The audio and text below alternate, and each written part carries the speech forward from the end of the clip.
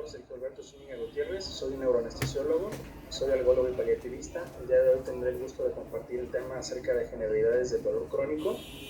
Vamos a dar inicio. En este disclaimer únicamente considerar que cualquier prescripción de un opioide debe ser responsabilidad del médico a fin de optimizar la analgesia y de reducir los efectos adversos asociados a este tipo de tratamiento. Se estima que por lo menos el 10% de la población mundial está afectado por una afección del dolor crónico y que cada año 1 de cada 10 personas desarrollará este tipo de entidades. En los Estados Unidos no es la excepción y existen 100 millones de adultos afectados por padecimientos de dolor crónico. En México se estima que hasta un 29% de la población sufre dolor crónico y alrededor del 25 al 47% de los adultos sufren dolor crónico en regiones como Brasil.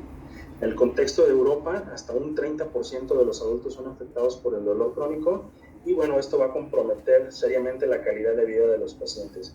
Si somos un poquito más puntuales, de acuerdo a una publicación de la revista Lancet, la principal causa de discapacidad sería la lumbalgia crónica con un impacto en todo el mundo. En el caso de México en particular, tenemos una alta prevalencia de diabetes, por lo que no es nada raro encontrar pacientes con dolor crónico asociado a algún tipo de neuropatía metabólica.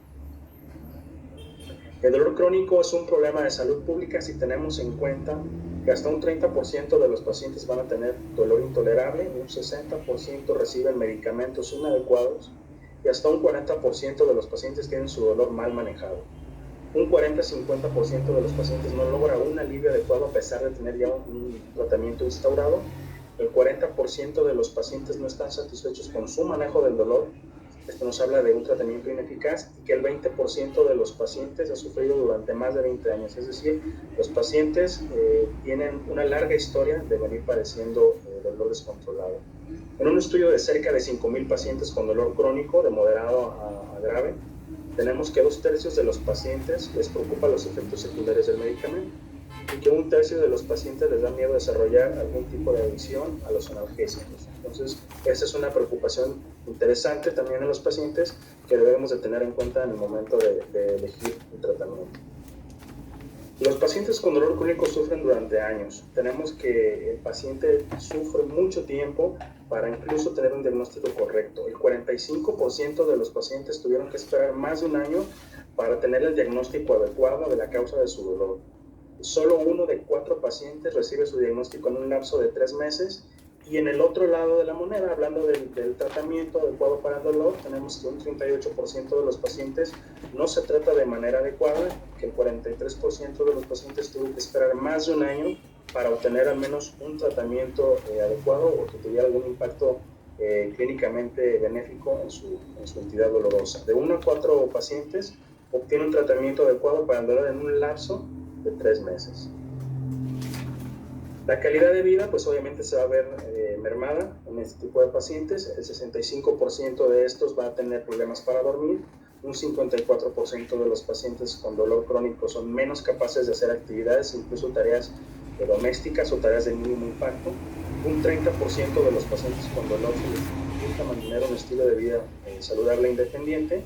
Y el 27% de los pacientes con dolor tienen dificultades para relacionarse. La frecuencia de interferencia con la vida social, el trabajo y las actividades diarias aumenta en los pacientes con dolor crónico y se incrementa más con la intensidad del dolor, de tal manera que esto repercute mucho, uno, en la sobrecarga de los sistemas de salud y también en el impacto que tiene a nivel económico si consideramos que gran parte de los pacientes están afectados en su desempeño laboral. Siempre que hablemos de dolor crónico es importante mencionar el modelo biopsicosocial del dolor. ¿Por qué?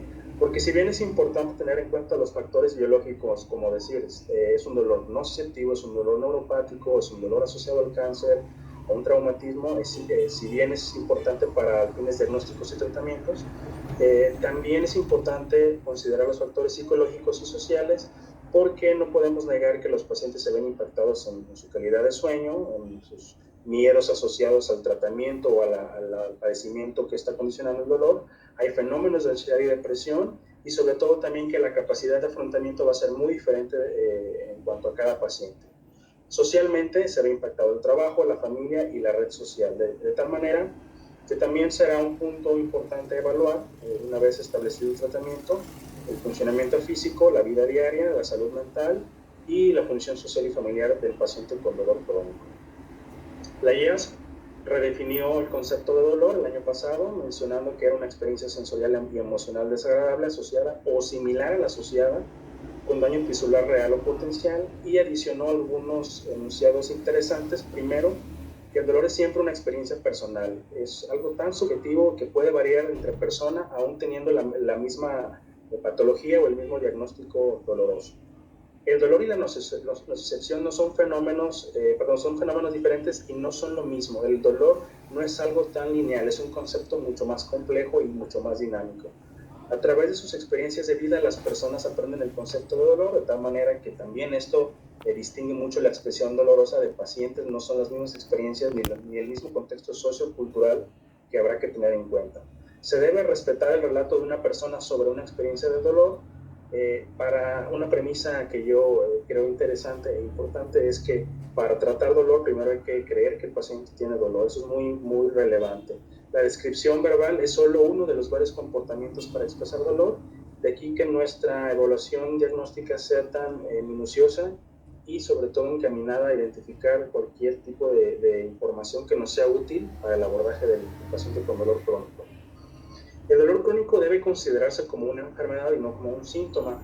La cronificación del dolor obedece a muchos cambios anatomofisiológicos en el procesamiento del dolor, sobre todo porque inicialmente aparece una sensibilización periférica que después, si el estímulo nocitivo se está perpetuando, hay cambios a nivel central o también una sensibilización periférica que nos pueden llevar a alteración en los procesamientos del dolor. Una característica es el aumento de la actividad de las neuronas centrales, es decir, hay facilitación de la activación de nociceptores y de la activación del estímulo nocivo, y una disminución del funcionamiento de las vías inhibitorias del dolor, es decir, un fallo en los mecanismos compensadores del estímulo doloroso. Por lo tanto, es una enfermedad donde se caracteriza porque hay una conversión del dolor persistente, donde el procesamiento del dolor cambia como resultado de un desequilibrio o un imbalance entre la amplificación de las señales dolorosas y la inhibición de las mismas. Cuando hablamos de la clasificación del dolor tenemos diferentes. En cuanto a su duración podemos decir que es dolor agudo o crónico. El dolor agudo sin duda alguna es una función protectora que nos alerta de cualquier estímulo dañino, y su duración es menor a 3 meses. Cuando hablamos de dolor crónico estamos hablando de un paciente que ha sufrido dolor por más de 3 meses, donde ya se perdió la función protectora y estamos hablando como tal de una entidad patológica. El tipo sindromático del dolor, esta clasificación es de mucha utilidad para fines diagnóstico-terapéuticos y por mucho considero que es la que tiene mayor utilidad, mayor uso y mayor relevancia para la charla que estamos tratando el día de hoy. Podemos clasificarlo en nociceptivo, debido a la activación de los nociceptores, puede ser somático o visceral, neuropático, causado por la lesión o enfermedad del sistema somatosensorial, y por mucho los pacientes con dolor neuropático se van a quejar de ambos componentes, tanto nociceptivo y neuropático, lo que en alguna literatura se ha referenciado como dolor mixto. De acuerdo a su etiología, el dolor no oncológico o dolor oncológico, claramente asociado a una enfermedad por cáncer, y que puede estar en relación a la misma patología oncológica o bien el tratamiento asociado al cáncer. Quisiera centrarme en el dolor neuropático, que mencionábamos que era una afección del sistema somatosensorial. Este tipo de dolor se puede clasificar en central y periférico. Central, sobre todo en enfermedades o lesiones que provocan daño de las neuronas a nivel central, que puede ser a nivel espinal o bien supraespinal. Las causas principales son enfermedad cerebrovascular, enfermedades neurodegenerativas, lesiones de la médula espinal, esclerosis múltiple, mielitis transversa y neuromielitis óptica. Afortunadamente estas tres últimas en menor prevalencia. En cuanto al dolor periférico, neuropático periférico, es una afección de las fibras nerviosas sensoriales nociceptivas, sobre todo las fibras A, delta y C, aunque también pudiera haber daño de las fibras A, beta, y que se han implicado en los fenómenos de hiperalgesia. Las etiologías más comunes son neuropatía diabética, altamente prevalente en nuestra población en México, dolor lumbar, efectos adversos de la quimioterapia, hablando de pacientes con patología oncológica, enfermedades infecciosas, enfermedades inmunes e inflamatorias, y neuropatías hereditarias y canalopatías. Vamos a hacer un poquito más de énfasis en el dolor neuropático periférico. ya que pues bueno, va a impactar la calidad de vida de los pacientes. Se estima que la prevalencia global es de alrededor del 7 al 10%. En nuestro país no tenemos un sistema pues confiable de reporte, pero bueno, se estima que más o menos hay congruencia con lo reportado a nivel mundial. El dolor neuropático probablemente será más común debido a ciertas condiciones de envejecimiento, cambios neurodegenerativos, diabetes mellitus o bien cáncer y quimioterapia. Cuando hablamos de dolor neuropático, hay un concepto que está creciendo ampliamente y que ha cobrado mucha utilidad y mucha importancia: el dolor neuropático localizado. Este tipo de dolor se caracteriza por áreas consistentes y circunscritas de dolor máximo, son puntos de dolor máximo con sensibilidad normal de la piel o bien con síntomas espontáneos. Se estima que del total de dolor neuropático periférico hasta un 60% del dolor es localizado, es decir, yo puedo tener una condición de dolor neuropático periférico, pero más de la mitad de los pacientes van a referir a este tipo de dolor neuropático localizado. El dolor es más severo en comparación con los pacientes sin componente neuropático. Cuando tienen dolor mixto, por mucho los pacientes se quejan más del componente neuropático, es de mayor dificultad terapéutica e incluso repercute más en las actividades diarias del paciente. 82% experimentan un impacto en la calidad de vida, el 65% cursan con restricción de actividades incluso de mínimo impacto, 60% presentan alteraciones de sueño debido al dolor, 41% han sufrido dolor por más de 5 años, 34% presentan depresión y un 25% pueden referirse ansioso. Volvamos aquí a ver el binomio ansiedad-depresión. El dolor neuropático localizado, hablando de la prevalencia ya en patologías muy peculiares o muy particulares en cuanto a dolor neuropático periférico. En el caso de la neuralgia posherpética, más del 80% del dolor va a ser localizado. En el caso de la neuropatía diabética, más del 60%. En el dolor lumbar neuropático, el 60% es localizado. Dolor oncológico neuropático, más de la mitad de los pacientes va a ser un dolor neuropático localizado. El dolor postquirúrgico neuropático, que cada vez está creciendo más su diagnóstico y tratamiento, más del 60 hasta un 71% es dolor neuropático localizado. ¿Cuándo estaremos pensando que hablar de un dolor postquirúrgico neuropático? Entonces resulta interesante también en este tipo de pacientes. Y el dolor neuropático en cáncer, hasta un 60% del dolor va a ser neuropático localizado. Entonces, como ven, no es nada extraño encontrar en la práctica médica este tipo de pacientes. La etiología: va a haber un aumento en la expresión de factores de crecimiento neural, citocinas, que va a producir actividad espontánea y o facilitada. Hay una expresión de canales de sodio que se asocian mucho a las descargas ectópicas y a los fenómenos de dolor eruptivo que tienen este tipo de pacientes. Las principales causas o patologías son patologías infecciosas, como la neuralgia posherpética, metabólicas, como la neuropatía asociada a la diabetes, el trauma o la cirugía. Es muy frecuente ver pacientes que se operan y que tienen algún tipo de lesión nerviosa asociada a la cirugía, y atrapamientos nerviosos como el caso del túnel del carpo.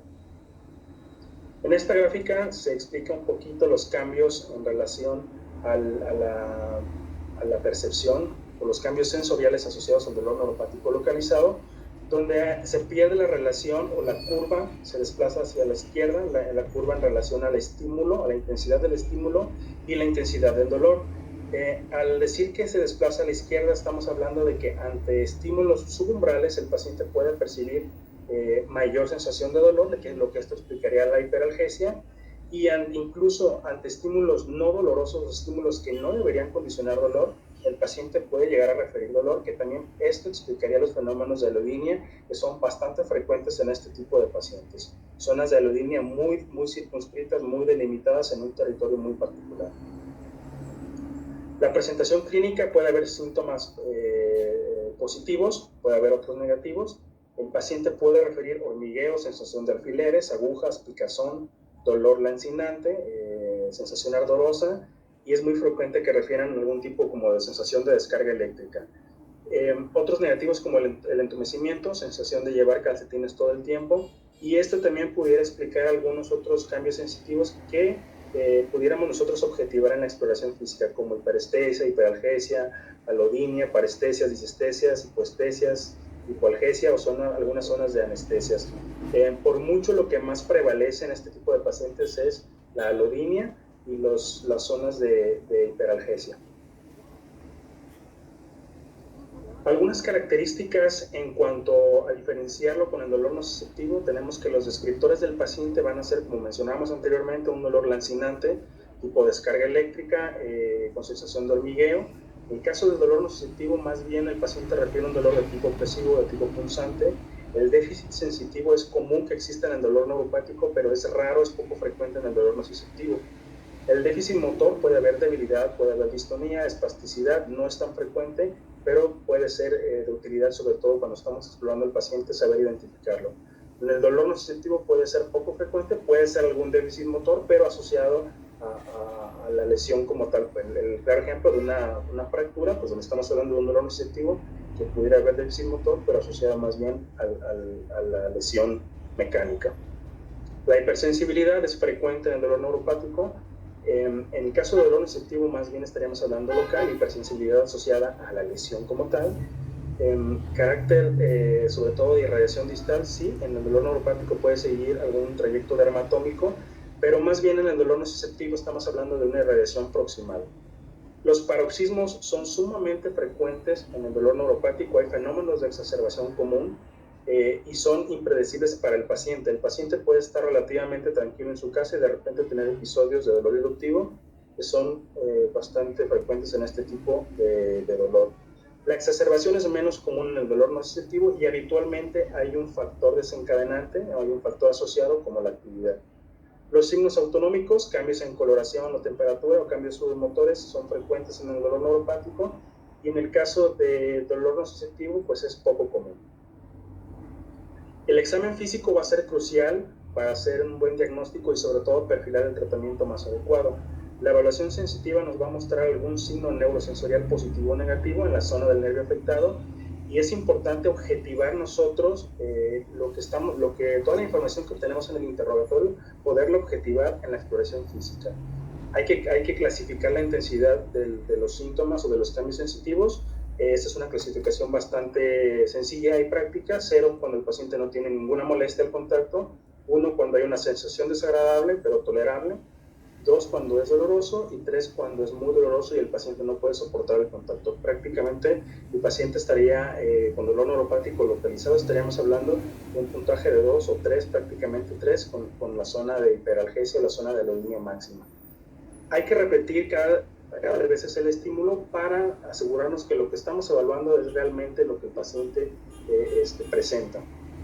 Podemos evaluar el tacto con un hisopo, un pinchazo con una aguja con un mondadientes, la vibración siempre con un diapasón, evaluar el calor o el frío con solución fisiológica fría o con un martillo de reflejos para evaluar los cambios de temperatura, la presión con una jeringa o un bolígrafo o un monofilamento, y siempre hacerlo comparativo para poder también evidenciar los cambios sensitivos. Al inicio les comentaba que la clasificación de mayor utilidad era la sindromática, precisamente por esto, porque la elección correcta del tratamiento también depende de esto. No es el mismo tratamiento para un dolor nociceptivo, para un dolor neuropático o para un dolor mixto. De eso dependerá mucho la elección de mis medicamentos. Para el tema que estamos tratando hoy, en el caso del dolor neuropático, el tratamiento de elección se basa en los neuromoduladores, antidepresivos o antiepilépticos, pero sobre todo la terapia tópica, que ha cobrado mucha relevancia en los últimos años y mucha utilidad. Aquí tenemos algunas de las principales guías en cuanto al manejo farmacológico del dolor neuropático. Tenemos fármacos de primera línea, tenemos fármacos de segunda línea, pero quiero hacer hincapié sobre todo en el parche de lidocaína, porque ha sido una terapia que ha venido a darnos mucha resolución de problemas, sobre todo en pacientes que no toleran a veces los antidepresivos, los antiepilépticos. Incluso en un consenso de expertos se postuló ya la utilidad como un fármaco de primera línea, donde a veces vemos pacientes en la práctica médica que incluso con monoterapia logran el control de los síntomas de dolor neuropático localizado. La elección del tratamiento nos va a permitir evitar este círculo vicioso del dolor, donde a veces podemos tener un fármaco que tiene cierta eficacia, pero que también tiene efectos intolerables. Entonces, también es parte de nuestra elección buscar que el paciente tenga un tratamiento que sí le quite el dolor, pero que aparte sea tolerable y que los efectos adversos no estén limitando su calidad de vida. A veces tenemos el error de enfocarnos nuestros tratamientos o nuestra terapéutica en solo la intensidad del dolor. Entonces, es importante evaluar que la disminución del dolor, el impacto que ha tenido el tratamiento en la intensidad del dolor se vea reflejado en el estatus funcional del paciente, en la calidad de vida. Es decir, la analgesia debe ser equilibrada para lograr la reducción del dolor y mejorar la capacidad de realizar actividad funcional adecuada. El paciente debe de recuperar su vida normal o lo más normal posible en relación al tratamiento. Una manera de medir esto es con la herramienta SF36, es la medida de calidad de vida más utilizada en todas las áreas terapéuticas. Quizá esta sea la herramienta un poquito más extendida, pero hay una versión corta, la SF12, donde evalúa también estos 8 dominios del componente mental y del componente físico, pero con 12 ítems. Entonces, pudiera ser una manera de objetivar qué tanto está impactando en la funcionalidad del paciente. No solo el tratamiento farmacológico es relevante, también es importante las terapias no farmacológicas. El paciente debe de incorporar un calendario de ejercicio, puede ser caminata, puede ser ejercicios de estiramiento, puede ser yoga, pilates, natación, en fin. El punto aquí a resaltar es que el paciente requiere un abordaje integral. Quiero cerrar mi participación con este concepto importante. El dolor es un compromiso de todos, es una responsabilidad de cualquier médico y hay que tener en cuenta 4 aspectos. Primero, que debemos de tener un llamado a la acción dentro de los servicios de tratamiento para el dolor, no solo a nivel de especialidad, sino a nivel de primer contacto. Es muy importante, yo creo que a nivel de primer contacto mucho más, por la gran cantidad de pacientes y del impacto que tienen en su práctica clínica. Adoptar siempre mejores prácticas, sobre todo sustentadas con la evidencia clínica publicada recientemente, un tratamiento multimodal donde se puedan integrar tanto terapias farmacológicas, terapias no farmacológicas, incluso un abordaje desde el punto de vista psicológico. Y finalmente, hacer un diagnóstico y tratamiento individualizado. Ya hablamos de que existen diferentes patologías que pueden condicionar dolor neuropático localizado y que también dependerá mucho del perfil del paciente, la elección del tratamiento, de sus comorbilidades, de su historia clínica, y esto sin duda alguna nos permitirá tener un mejor resultado en el tratamiento de este tipo de pacientes. No me resta más que agradecerles, espero que la plática